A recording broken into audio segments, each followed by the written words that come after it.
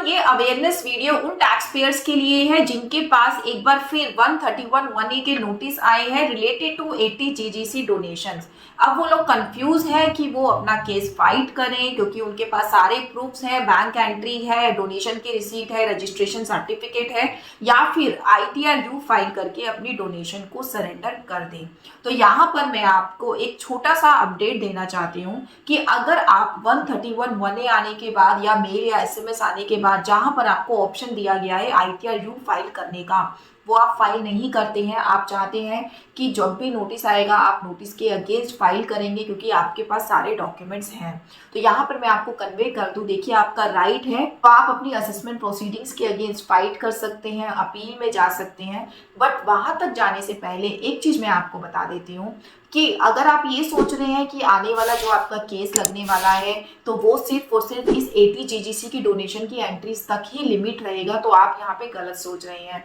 जब भी आपका असेसमेंट किया जाएगा वो आपके पूरे फाइनेंशियल ईयर, पूरे असेसमेंट ईयर का असेसमेंट किया जाएगा। उस ईयर में जितनी भी आपकी इनकम है, जितनी भी आपने डिडक्शंस क्लेम करी है, एग्जम्पशन क्लेम करी है, अगर आपने कोई शेयर मार्केट में काम किया है या फिर आपने कोई प्रॉपर्टी सेल परचेज करी है, सभी तरीके की इनकम, एग्जम्पशन, डिडक्शन सभी को ही स्क्रूटनाइज किया जाएगा जब भी आपकी असेसमेंट होगी उस प्रोसेस में। तो आप अपना ये डिसीजन इसी बेस पे लीजिएगा कि उस टाइम पे जो आपने एग्जम्पशन, डिडक्शंस क्लेम करी थी, क्या वो सभी ठीक थी, क्या सभी के प्रूफ्स आपके पास अवेलेबल है, क्योंकि जब भी प्रोसीडिंग्स होंगी सबके प्रूफ आपसे मांगे जाएंगे। आपका केस सिर्फ 80 जीजीसी की डोनेशन से लिमिटेड नहीं रहने वाला है। तो अगर आपके पास ये सारे डॉक्यूमेंट्स अवेलेबल है, आपकी सभी तरीके की डिडक्शंस, एग्जम्पशंस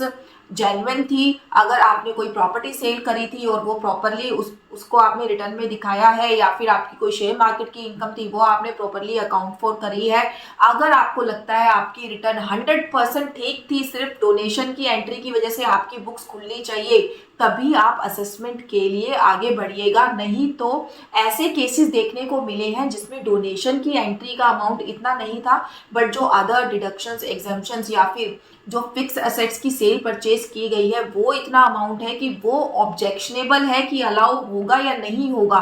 वहां पर अब असेसी को सफर करना पड़ रहा है। तो जो भी आपका डिसीजन हो, अपनी बुक्स को एक बार चेक कर लीजिए कि सारे आपके पास प्रूफ्स है या नहीं है, आपकी सारी इन्वेस्टमेंट बैंक के थ्रू हुई है या नहीं हुई है, क्योंकि आने वाली असेसमेंट में ये सब आपसे मांगा जाएगा। इसी तरीके की अपडेट्स के लिए टैक्समो को लाइक एंड सब्सक्राइब करना ना भूलिएगा। इस तरीके की सर्विसेज अगर हमसे अवेल करना चाहते हैं तो गिवन नंबर पे हमसे कनेक्ट कर सकते हैं। Thank you so much.